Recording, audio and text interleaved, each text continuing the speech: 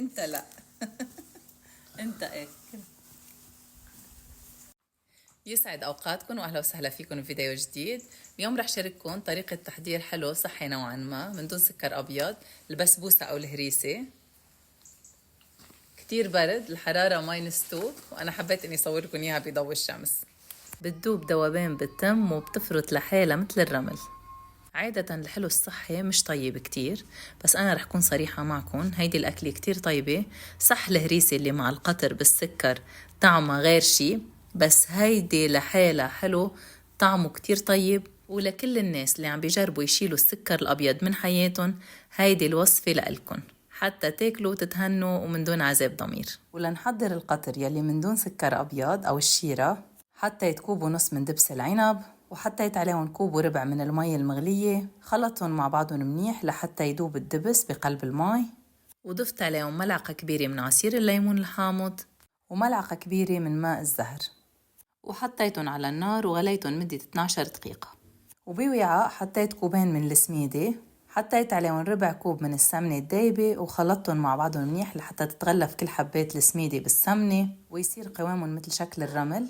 ورح ضيف عليهم كوب من دبس العنب، الدبس الرخو عم بستعمل مش الدبس الشديد، لأنه الدبس الشديد أو المخفوق بيعذبنا لحتى يختلط مع السميدة. وضفت عليهم كوب من الحليب،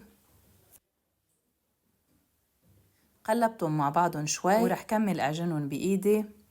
وهون صارت خلطتنا جاهزة، 4 مكونات، 5 دقايق كان كل شي جاهز. رح ادهن الصينية بملعقة كبيرة من السمنة الدايبة، واكيد يلي بحب يدهنها بالطحينية فيكن، شو ما بتحبوا استخدموا، الطحينية بتعطيها كمان طعم كتير طيب.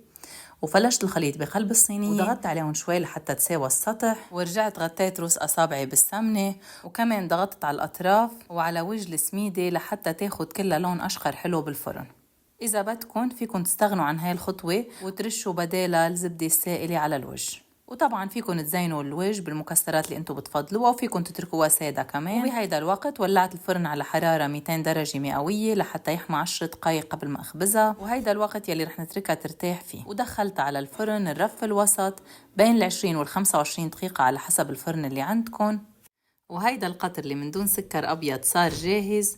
ضيف عليه ملعقة كبيرة من السمنة، طبعا عم استخدم سمنة حيوانية، وكل ما استخدمتوا سمنة طعمتها طيبة بتأثر على جودة وطعمة الهريسة. ومن بعد 25 دقيقة منلاحظ انه داير الصينية صار اشقر مثل ما هو موضح بالفيديو، يعني استوت من تحت وصارت جاهزة. رح ادهن دهنة خفيفة من القطر مع السمنة على وجه الصينية، وارجع حمر لها وجهها بالفرن.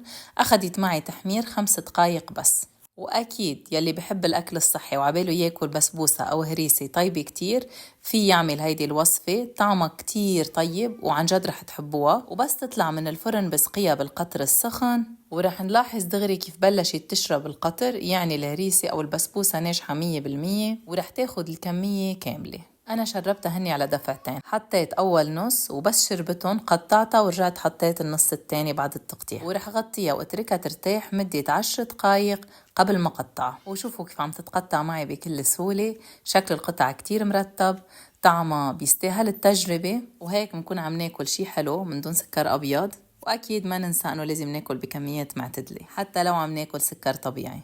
وشوفوا لي على هالمنظر الشهي، أنا قدمتها لحالها، أكيد فيكم تقدموا على وجه آيس كريم إذا بتحبوا، بس أنا اكتفيت بحلاها وحطيت على وجه فستق حلبي وورد محمدي للزينة. وإذا بعد ما اشتركتوا بقناتنا وعجبكم محتوانا، ما تنسوا تضغطوا على زر الاشتراك أو سبسكرايب، وتفعلوا زر الجرس حتى يوصلكم كل جديد أول ما مننزله. واكتبوا لنا بالتعليقات من أي بلد عم بتتابعونا، وإذا في شي وصفة حابين إنه نصورها ونقدم لكم إياها. ألف صحة وهنا.